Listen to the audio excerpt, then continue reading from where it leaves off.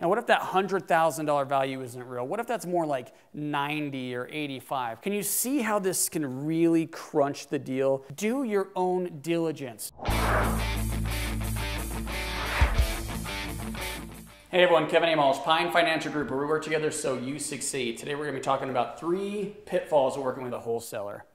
If this is your first time watching a video, you're watching us on Facebook, be sure to hit the like button. If you're watching us on YouTube, be sure to hit subscribe, hit like, make a comment, and hit the post notification button so that you get notified anytime we have new content coming out. So wholesalers are a fantastic way to buy properties. In fact, I bought the last 10, 12, something like that properties from wholesalers. The reason I do that is because they bring quality deals to me. I don't have to go out and spend the time and the money looking for, marketing for, and negotiating good real estate deals. Now, a wholesaler, if you don't know, is someone who's going to get a property under contract and either flip the contract so that you can close as a real estate investor or real estate developer, or they might actually buy the property and then resell it quickly without doing any work for a small profit.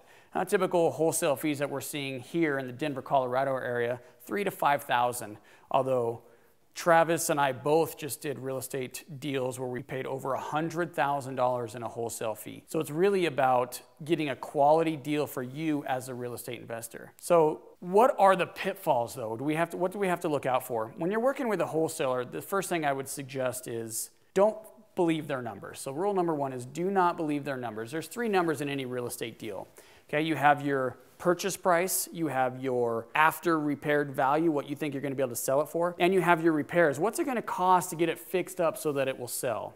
3 numbers. Now, the purchase price, clearly that one's not misleading, right? It is what it is. The other 2 can be a little tricky though. The rehab and the value. Now, you're going to get a wholesale deal marketed to you in your inbox that says something like this. This is a fantastic deal. You're never going to see anything like it again. And it's worth $100,000. I'm going to sell it to you for $60,000. It's going to take $10,000 of work. So here we are, $10,000 in work, $60,000 buy price, $100,000 value. That's a good deal. That's about 70% of the value. So we have a $30,000 spread before any cost to do the deal. What if the wholesaler wasn't accurate with their rehab? What if that's actually $15,000 or $20,000 to repair? And what if that $100,000 value isn't real? What if that's more like 90 or 85? Can you see how this can really crunch the deal and make it a little bit risky for you? Do your own diligence. Do not believe the wholesaler's number. Number 2, no inspection clause. So here's how the wholesale deal works. You have a house that you want to buy. Got to get the little door. And you have the wholesaler. Actually, let's call this guy the motivated seller.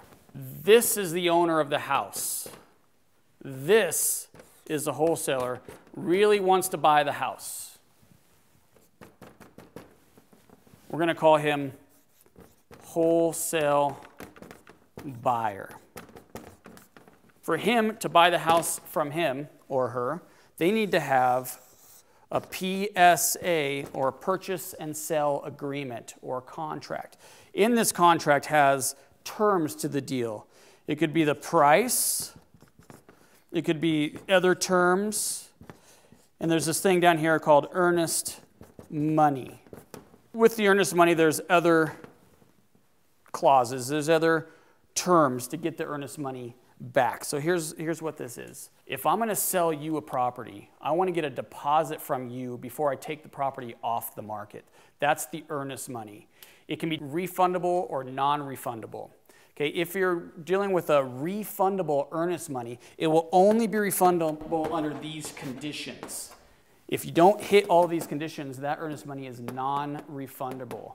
So one of these conditions that's really important is an inspection clause. It is very common to get 7 to 10 days to inspect the property and still get your earnest money back. With a wholesaler, if you're going to buy the deal, this is you.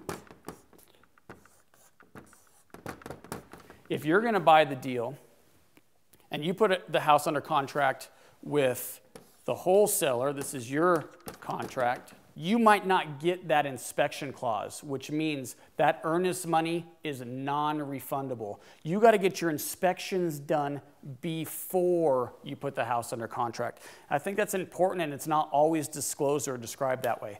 Now, this is a typical deal. Not every deal is going to work just like this. It is possible that you can get a refundable earnest money inspection clause with a wholesaler.